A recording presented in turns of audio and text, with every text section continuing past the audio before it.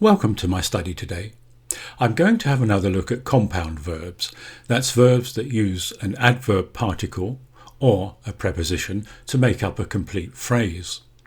We'll look at some examples that we use quite a lot in English, and at the end of the video there's an exercise for you to practice. So let's get started. The first thing to do is to recognise the expression.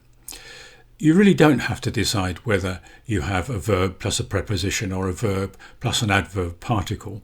What you really have to do is consider the phrase as a whole. It is useful to decide whether it needs an object, that's transitive, or cannot have an object, intransitive. Let me show you what I mean by that. He is looking for clues. He is looking for who or what. We get the answer, clues. Clues is the object, therefore this phrase is transitive. But this one, look out who or what, you can't answer, so it's an intransitive phrase if you see that. Look out, there's a train coming. But, and there's always a but, some expressions can be both. John took off his hat, obviously has an object, but the plane took off doesn't. And it's a question really of just recognising the expressions. There are a lot of them, it is difficult, but there's no easy way to do this. Let's take a look at some compound verbs with no object. Unfortunately, the company is going under.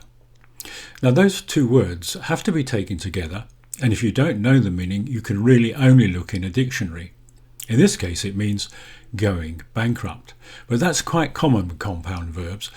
You have two words, but they don't always have a literal meaning. Sometimes it's figurative, and therefore you do need to use your dictionary. Can you hold on for a minute? Now this means wait, and we quite often use it on the phone when we want someone at the other end to wait for a few moments.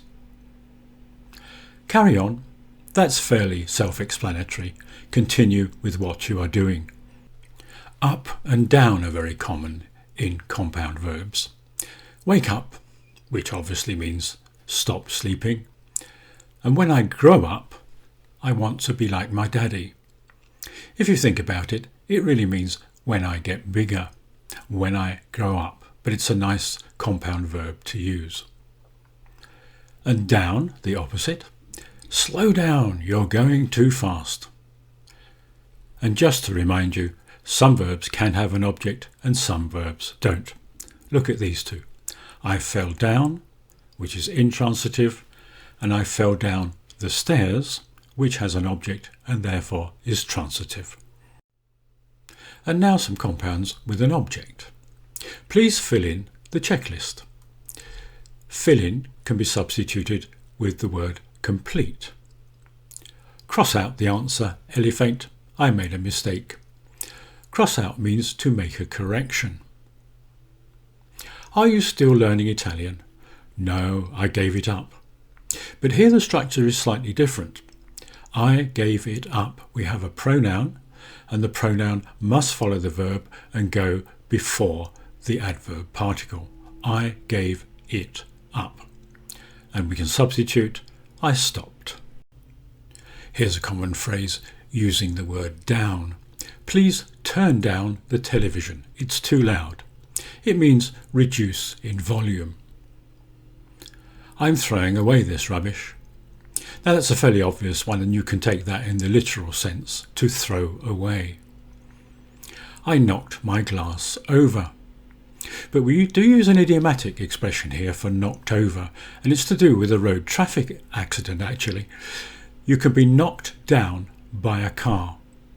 That's a rather strange structure, but it does mean to have an accident with a car. Round and around are usually interchangeable in English. The manager showed me around the factory, and it means to take a tour. I'll try these clothes on, please. It means to put on clothes to see if the size is correct and that they fit. But most of the phrases I've given you here do have other meanings, and some of them have quite a lot of meanings. And the only way you can really find that out is to use the internet or a good dictionary. So, if you found my lesson useful, could I please ask you to subscribe below and ring that bell. And now let's take a look at the exercises for you to practice. Exercise 1. Use a combination verb to complete the sentences, but be careful of the tenses.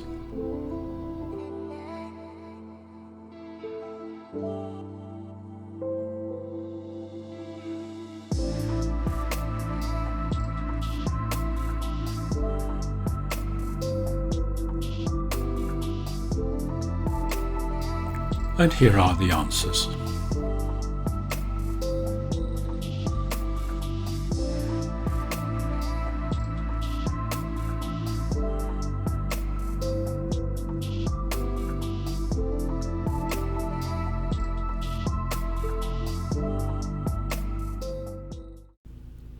Next time we shall have a look at the differences between the two words like and as.